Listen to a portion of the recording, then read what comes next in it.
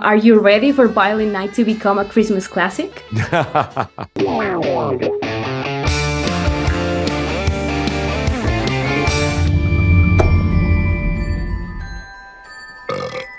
You ain't driving, are you?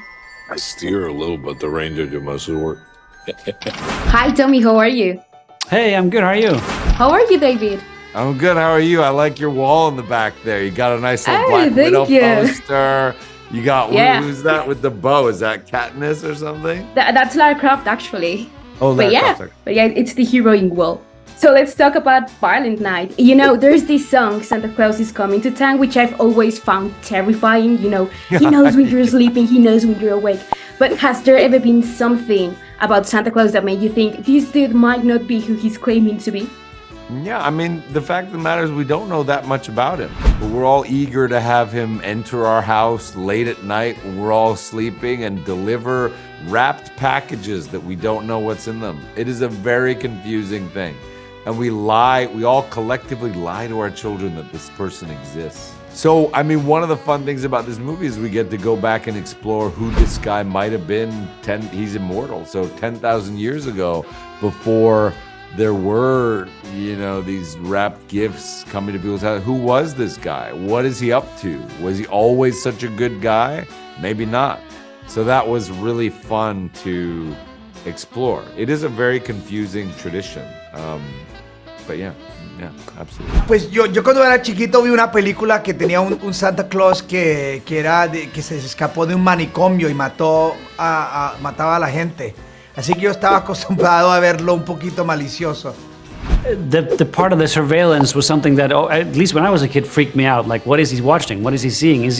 I was definitely afraid of getting on the naughty list, which we use in this film. And certainly there's something we want to use in the film. Like, as you saw, the nice and naughty list is something we bring in a big way. But yeah, no, he's a shady character in some ways. I mean, when you think about it, like constantly looking at you, judging you.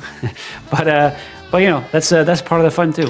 Esta vez tu personaje está dominando la Navidad y quiere destruirla, pero al mismo tiempo utiliza muchos elementos navideños. ¿Hay alguna escena o alguna pelea en particular que involucre estos elementos que te haya gustado?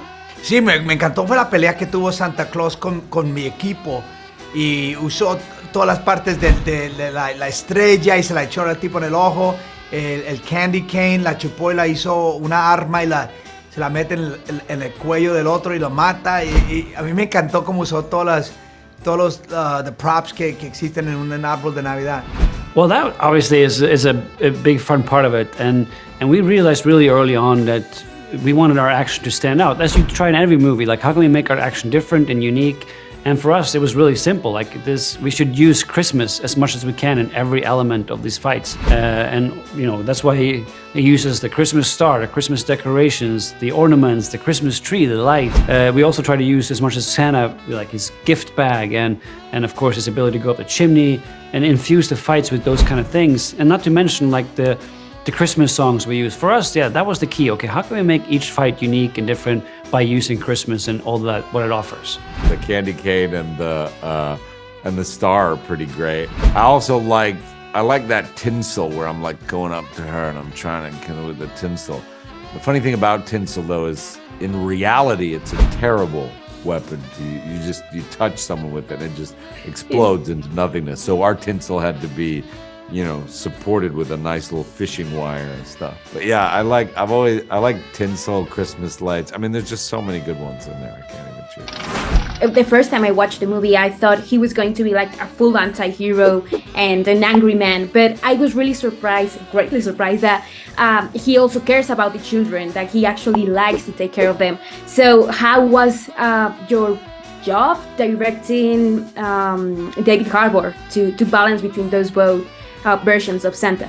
Well, that was a very important thing for us to have that balance, and for me, when I came on board this film, I obviously love the action element and the humor and all that crazy parts that are in the film. But for me, the most important thing was the fact that it should feel like a Christmas movie. And big part of that was his relationship with the little girl that he befriends, Trudy.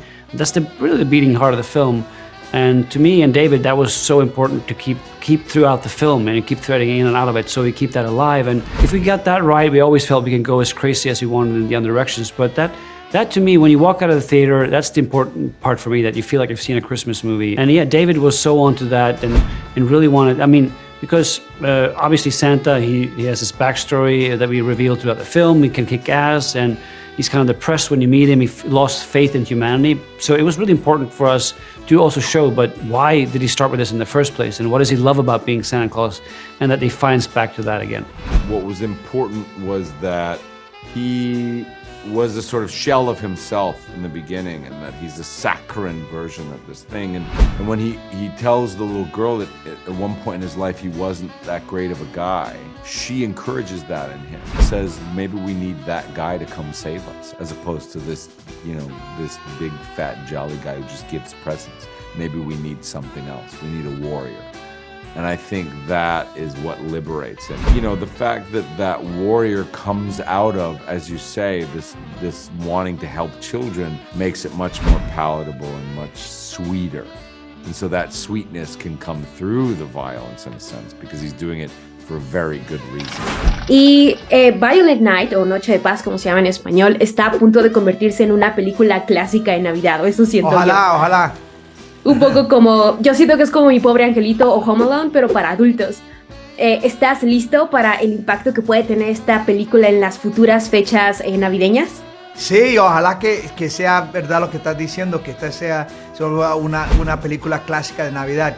Claro que entonces todos los muchachitos me van a odiar porque yo estoy tratando de destruir Navidad y matar a Papá Noel, así que va a ser un poquito complicada para mí esta Navidad.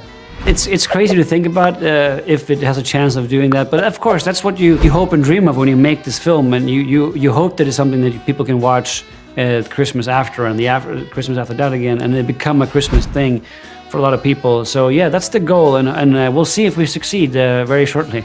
I mean, it's fun to be a part of this genre of movies where we go during the holidays, we go sit in the theater because we're annoyed at shopping and all the stress of Christmas and family, and we just go to like unleash and get lost in a fantasy world. And there's something about this one that's very special in that way. And also it does, when I finished watching it, I did feel that warm Christmas spirit that all these movies have. Yeah, if people enjoy it and they want to watch it every year at Christmas, I'm all for it. Right, so thank you very much for talking to me. Congratulations on being such an amazing Santa. No, thank you very much. Appreciate it.